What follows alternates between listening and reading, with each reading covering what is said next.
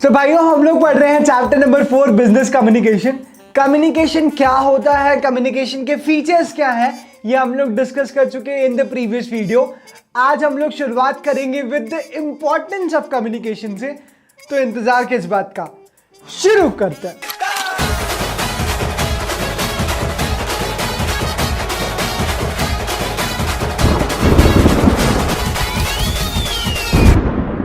तो भैया communication important क्यों है मेरे भाई? Why communication is important? तो सबसे पहला कि बिजनेस लगातार ग्रो कर रहे हैं। सोचो डोमिनोज जिसका पिज्जा तुम खाते हो, that is not an Indian company.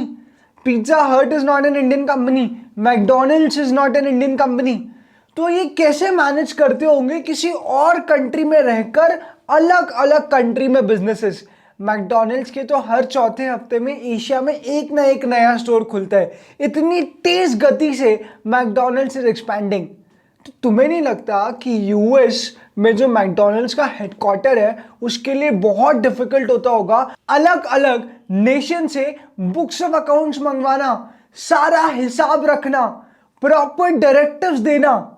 It is possible only when there is a channel of effective communication।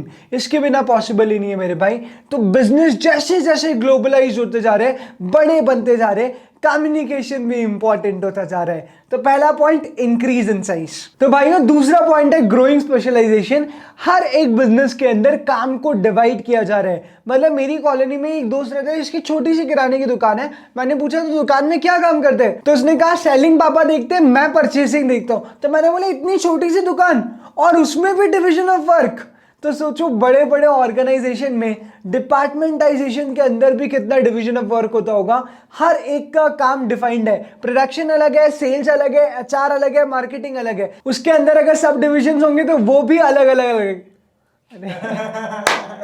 क्या हो गया भैया, क्या हो गया? तो सोचो कितना इंपॉर्टेंट होता है कि एक डिवीजन दूसरे डिवीजन के साथ कम्युनिकेट करे, तभी जाकर overall goal of the organisation achieve कर पाएंगे। तो ग्रोइंग स्पेशलाइजेशन मतलब बहुत सारा डिपार्टमेंटाइजेशन हो गया है, इसलिए डिपार्टमेंट्स के बीच में इंटर डिपार्टमेंटल कम्युनिकेशन होना बहुत जरूरी है। तो भाइयों तीसरा पॉइंट है कट थ्रोट कॉम्पिटिशन। हिंदी में हम लोग इसे कहते हैं गला काट प्रतियोगिता। और यही तो हो रहा है भाई। जियो वोडाफोन का गला काट रहा है, वोडाफोन एयरटेल का गला काट रहा है। सब एक दूसरे से कंपीट कर रहे हैं in order to get you the best possible service. इसी को कहते हैं हम लोग कट थ्रोट कंपटीशन। तो जब गला काट प्रतियोगिता चल रही हो तो कम्युनिकेशन बहुत इंपॉर्टेंट है, ताकि तुम अपने कस्टमर्स, अपने मार्केट को ये बता पाओ कि तुम्हारे पास क्या फीचर्स है। तो advertisement, marketing, effective communication among your customers is very important जब कट थ्रोट कंपटीशन हो। तो अगला पॉइंट है कि ट्रेड यूनियन मूवमेंट के लिए भी कम्युनिकेशन बहुत इंपॉर्टेंट होता है। सिंपल सी बात है मेरे भाई, एक कंपनी के अंदर बहुत सारे वर्कर्स काम करते हैं। अगर इन वर्कर्स ने स्ट्राइक कर दी तो कंपनी का प्रोडक्शन रुक जाएगा, प्रोडक्शन रुक जाएगा तो सेल्स रुक जाएंगी, सेल्स रुक गई तो प्रॉफिट, धन नहीं होगा। तो all together workers are very very important. और इन वर्कर्स की यूजुअली यूनियंस होती हैं, क्योंकि एक बेचारा अकेला मजदूर कैसे लड़ेगा सीईओ के साथ ऑफ द कंपनी, इसलिए वर्कर्स अपनी यूनियन बना लेते हैं और यूनियन का एक लीडर घोषित करते हैं। बहुत इंपॉर्टेंट है कि ऑर्गेनाइजेशन का टॉप मैनेजमेंट इस यूनियन लीडर से अच्छे टर्म्स रखे, प्रॉपर कम्युनिकेशन रखे, ताकि कभी भी स्ट्राइक और रिवॉर्ड्स की नौबत ना आए। अगला पॉइंट है human relations between the employees and the management of the organisation. बहुत इंपॉर्टेंट है कि top level of the management time time पर अपने एम्प्लॉय से इंटरैक्ट करते रहे, उन्हें गाइड करते रहे। Communication is very important. अगर दोनों के बीच में कम्युनिकेशन नहीं होगा तो हो सकता है एम्प्लॉयज एक अलग ही डायरेक्शन में चले जाए और टॉप मैनेजमेंट कुछ और ही एक्सेप्ट कर रहा हो और टॉप मैनेजमेंट कुछ और ही एक्सपेक्ट कर रहा हो। तो बहुत इंपॉर्टेंट है कि टॉप मैनेजमेंट अपने एम्प्लॉयज को कॉन्फिडेंस में लेकर ही कोई डिसीजन ले। सपोज ऑर्गेनाइजेशन में चेंज लेके आने, टेली लेकर आने, मैनुअल बुक अकाउंटिंग खत्म करनी है, तो एम्प्लॉयज के साथ कम्युनिकेशन बहुत जरूरी है, अदरवाइज वो प्लान प्रॉपरली इंप्लीमेंट नहीं हो पाएगा। तो for better relations between the employees and the management communication is important. तो अगला पॉइंट है पब्लिक रिलेशंस। यार बड़ी बड़ी कंपनीज को प्रेस कॉन्फ्रेंस करना होती है, बहुत सारे अलग अलग फील्ड के लोगों से लगातार टॉप मैनेजमेंट मिलता रहता है। तो इट्स वेरी इंपॉर्टेंट कि government authorities, taxation authorities, media, इन सब के साथ कम्युनिकेशन बहुत प्रॉपर, बहुत इफेक्टिव हो, बिना किसी एम्बिग्विटी के, ताकि ऑर्गेनाइजेशन की ब्रांड इमेज इंप्रूव हो। इसलिए ह्यूमन रिलेशंस के साथ साथ पब्लिक रिलेशंस को भी मेंटेन करना is possible only through communication. And last of all, communication तुम्हारा पर्सनल एसेट है। Communication is impregnable, nobody can take it from you. अगर तुम एक अच्छे कम्युनिकेटर हो तो भैया तुमने जंग पहले ही जीत ली है। क्योंकि दुनिया में सिर्फ दो तरीके के डर होते हैं, एक होता है स्टेज का डर और एक होता है माइक का डर। अगर तुम लोग माइक के डर पे काबू पा चुके हो, so you will become a very successful communicator. तो भाइयों, ये कम्युनिकेशन होता कैसे है, कम्युनिकेशन की प्रोसेस क्या है? तो कम्युनिकेशन की साइंटिफिक प्रोसेस दे रखी है in the module, very very important. इस एरिया में से क्वेश्चन आने के चांसेस बहुत ज्यादा है। So there are 7 steps, 7 elements of the process of communication. सबसे पहले मैं तुम्हें फोकस कराना चाहूंगा ऑन द वर्ड प्रोसेस पे। कम्युनिकेशन प्रोग्राम नहीं है कि शुरू हुआ और खत्म हो गया। कहीं शादी नहीं हो रही है कि अपन गए, खाना खाया, थाली पटकी और बाहर। This is not going to happen. Communication लगातार पीढ़ी दर पीढ़ी हर एक मोमेंट कंटिन्यू होता जाएगा। Communication is a never ending process. तो भैया, कम्युनिकेशन के लिए सबसे पहले तुम्हारे दिमाग में एक आइडिया होना चाहिए। एक एग्जाम्पल के थ्रू मैं तुम्हें पूरी बात बताने की कोशिश करता हूं। तो भैया, ये मैंने बना दिया है हमारे गुड्डू पंडित, और दूसरी साइड मैंने बना दी स्वीटी। अब गुड्डू पंडित के दिमाग में एक आइडिया आया। गुड्डू पंडित को लगा कि वो स्वीटी को लाइक करते हैं, वो चाहते हैं कि स्वीटी हमेशा उनके साथ ही रहे। तो Guddu Pandit had an idea. Guddu Pandit ने उस आइडिया को एक्सप्रेस करने के लिए एक मैसेज बनाया। तो आइडिया ये था कि गुड्डू पंडित स्वीटी से प्रेम करते हैं और वो चाहते हैं कि स्वीटी हमेशा उनके साथ ही रहे। So this was an idea. Love करते हैं गुड्डू पंडित, ये मैसेज था जो गुड्डू पंडित ने बनाया। अब फाइनली इस मैसेज को उन्हें करना है इनकोड। तो गुड्डू पंडित ने सोचा कि मैं इनकोड कैसे करूं। इनकोड हमेशा 3 तरीके से किया जा सकता है, या तो वर्बल इनकोडिंग होगी वर्ड्स में, या फिर नॉन वर्बल इनकोडिंग होगी, या फिर बोथ होगा। इसके अलावा इनकोडिंग का और कोई तरीका नहीं है। तो मैसेज को बनाऊं कैसे, इनकोड कैसे करूं? तो गुड्डू पंडित ने सोचा लव लेटर लिखना सबसे बढ़िया तरीका है। तो गुड्डू पंडित ने अपने मैसेज को इनकोड कर दिया in the form of the love letter. तो भैया, सेंडर ने सोचा आइडिया को कर दिया इनकोड, यानी कि लव लेटर लिख दिया गुड्डू पंडित ने। तो अब इस लव लेटर को भेजने के लिए किसी मीडियम की जरूरत होगी, वो कहलाएगा अगला element which is called channel. तो समझो, बाय पोस्ट भेजा, बाय ट्रेन भेजा, ये कहलाएगा चैनल। तो जैसे ही ये लव लेटर स्वीटी को मिलेगा, स्वीटी को अब मैसेज को करना होगा डिकोड, यानी लव लेटर को खोल के देखना होगा और पढ़ना होगा कि लव लेटर में एक्चुअली क्या लिखा हुआ है और स्वीटी क्या समझ पाई उस लव लेटर से। So now there will be decoding of what is encoded by sender, यानी कि गुड्डू पंडित। तो गुड्डू पंडित ने इनकोड कैसे किया था? लिखकर, लव लेटर बनाकर। अब स्वीटी डिकोड कैसे करेगी? उस लव लेटर के वर्ड्स को पढ़ के इंटरप्रेट करेगी, अंडरस्टैंड करेगी। और फिर अगर स्वीटी को लगता है कि वो भी गुड्डू पंडित से प्रेम करती है and she agrees to it, समझ गई है स्वीटी की गुड्डू पंडित क्या कहना चाहते हैं, और स्वीटी भी कहीं ना कहीं अपने दिल में यही फील करती है, तो स्वीटी देगी फीडबैक टू गुड्डू पंडित। तो वो feedback is the next element of the communication.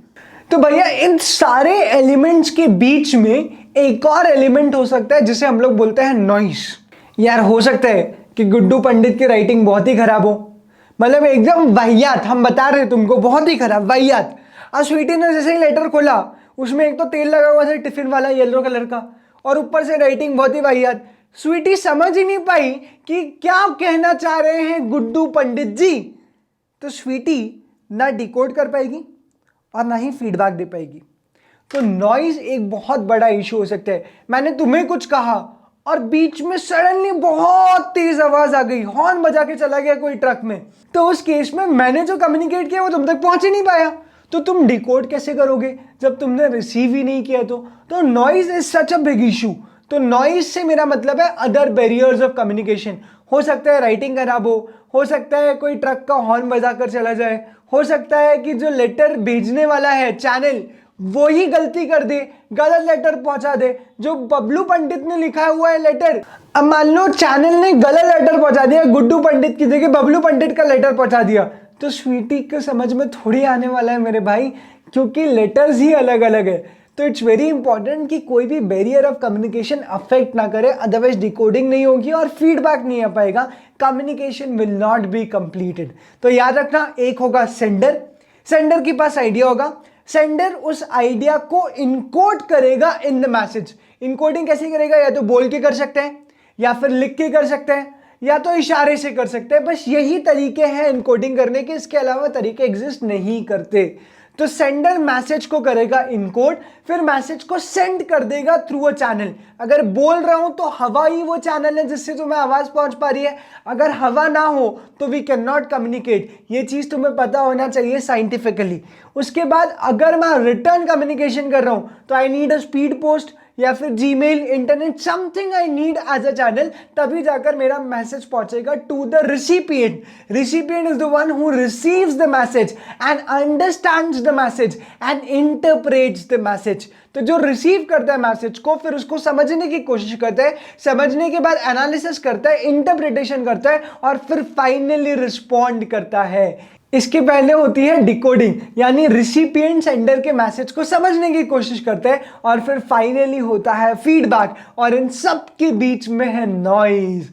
These are the elements of communication process. सबसे पहले होगा सेंडर, फिर होगा आइडिया या फिर मैसेज, फिर होगा एनकोडिंग, फिर होगा चैनल, फिर होगा रिसिपिएंट या फिर रिसीवर, फिर होने वाला है डिकोडिंग, फिर होने वाला है फीडबैक और फाइनली होने वाला है मेरे भाइयों नॉइज। तो भैया सवाल यह है कि ये इफेक्टिव कम्युनिकेशन क्या होता है? What do we mean by this effective communication? तो हमेशा याद रखना, जब भी तुम लोग कम्युनिकेट कर रहे हो और तुमने अपना इंटेंडेड मीनिंग सामने वाले तक पहुंचा दिया तो वो कहलाएगा इफेक्टिव कम्युनिकेशन। फिर से रिपीट कर रहा हूं, अगर तुम लोग कम्युनिकेट कर रहे हो और उस कम्युनिकेट में तुम जो सोच रहे थे वो सामने वाले को नहीं सुचवा पाए, तो उस केस में कम्युनिकेशन नहीं है, मिस कम्युनिकेशन है। बिल्कुल यही लैंग्वेज यूज करूंगा मैं, सोचने पे मजबूर करना पड़ेगा सामने वाले को, तो वो मिस कम्युनिकेशन है। लेकिन अगर तुम लोग सामने वाले को सही सुचवा पाए तो उस केस में वो इफेक्टिव कम्युनिकेशन हो जाएगा। तो सुचवाने पर डिपेंड करेगा मेरे भाई कि कम्युनिकेशन इफेक्टिव है या फिर इनइफेक्टिव। तो इफेक्टिव कम्युनिकेशन का मतलब होता है intended message must be cleared in the mind of the recipients, यानी रिसिपिएंट्स को सुचवाना है। तो इफेक्टिव कम्युनिकेशन के लिए 3 चीजें जरूरी होती है। सबसे पहला, सेंडर क्रेडिटेबल होना चाहिए, यानी ऐसा नहीं है कि कोई गपोड़ी बाज है, वो कुछ तो भी बोलता रहता है। जैसे मेरा दोस्त था क्लास 6ठी में, बोलता था मेरे घर पे प्लेन है। मैंने बोला वाह यार, बढ़िया गजब बात है, हेलीकॉप्टर भी होंगे फिर 2-3। तो अगर सेंडर ही क्रेडिटेबल नहीं है, मतलब सेंडर कुछ तो भी बकवास करता रहता है, इनसेन माइंड का है या फिर बहुत ज़्यादा बोस्टफुल है, तो उस केस में सेंडर अगर कुछ भी बोलेगा तो मैं इतना अटेंटिव होकर ध्यान नहीं दे पाऊंगा। उस केस में कम्युनिकेशन विल बी लॉस्ट। तो सेंडर का क्रेडिटेबल होना बहुत जरूरी है। साथ ही साथ मैसेज अंडरस्टैंडेबल होना चाहिए, एनकोडिंग प्रॉपर होनी चाहिए, and last of all message किस तरीके से रिसिपिएंट को अफेक्ट करता है, यानी रिसिपिएंट का इंटेंडेड रिस्पॉन्स आता है या नहीं आता है, रिसिपिएंट फीडबैक देता है या नहीं देता है। अगर रिसिपिएंट डिकोड ही गलत कर पाया, राइटिंग समझ में नहीं आई या फिर उसने इंग्लिश में लिख दिया और रिसिपिएंट सिर्फ हिंदी जानता रहा, तो उस केस में मैसेज का कोई मीनिंग नहीं होगा फॉर द रिसिपिएंट। तो प्लीज याद रखना 3 पॉइंट्स है। सबसे पहला कि मैसेज अंडरस्टैंडेबल होना चाहिए, सेंडर क्रेडिटेबल होना चाहिए, और तीसरा रिसिपिएंट डिकोडिंग प्रॉपर करे ताकि सही मैसेज रिसिपिएंट तक पहुंच पाए, यानी कि how the message affects the recipient. तो ये 3 पॉइंट है, अगर ये 3 पॉइंट एग्जिस्ट करते हैं तो कम्युनिकेशन इफेक्टिव है। तो भाइयों इस वीडियो में इतना ही, अगले वीडियो में मैं तुम्हें वापस मिलूंगा, तब तक के लिए bye bye, take care and keep smiling.